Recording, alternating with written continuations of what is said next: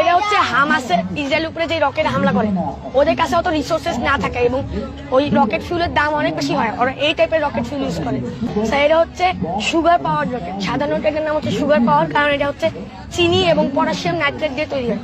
65% potassium nitrate এবং 35% চিনি দিয়ে যদি এই রকেট তৈরি করা হয়, তাহলে এই সাইজের বড় রকেটও মিনিমাম 6 থেকে 10,000 ফিট পর্যন্ত যেতে পারে। এটার কোনো উদাহরণ তোমরা কোথায় দেখেছো এটা প্রথমে?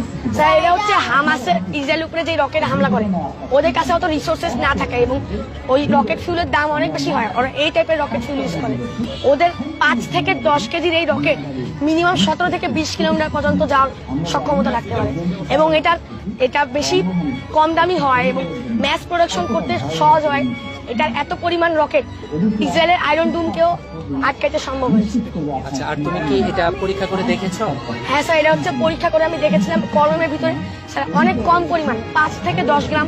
এটা টেস্ট করার পর আমি দেখেছি যে এটা একটা 5 থেকে 6 তলা বিল্ডিং পর্যন্ত যাইতে পারে এবং এটা রকেট ফিউল স্যার অনেক কার্যকরী। আচ্ছা আচ্ছা, তুমি কি তোমার এটা কতটুকু গিয়েছে? স্যার এরকম টাইপের রকেট স্যার সাধারণত এর চেয়ে ছোট সাইজেরটা আমি টেস্ট করেছি, এটা হচ্ছে হাফ, ওইটা 3 থেকে 4,000 ফিট পর্যন্ত যাইতে পারে। তাহলে স্যার এটা 6 থেকে 7,000 ফিট পর্যন্ত ইনশাআল্লাহ যেতে পারে।